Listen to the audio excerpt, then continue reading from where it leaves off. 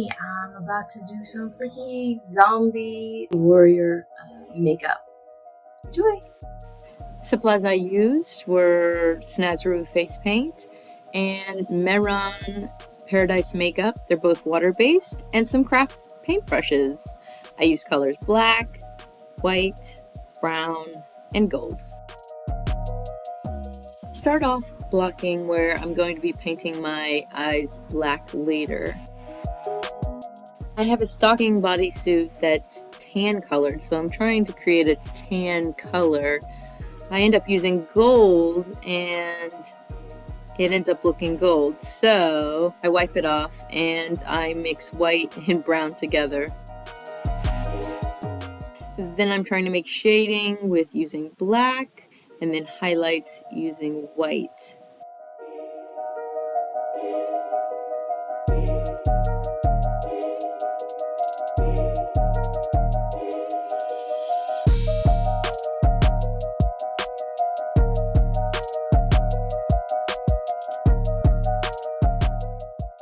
Here I'm adding the final detail, and I end up adding gold over it, which turned out looking very nice. Here's the final product. Thanks for watching my video. Until next time, toodaloo!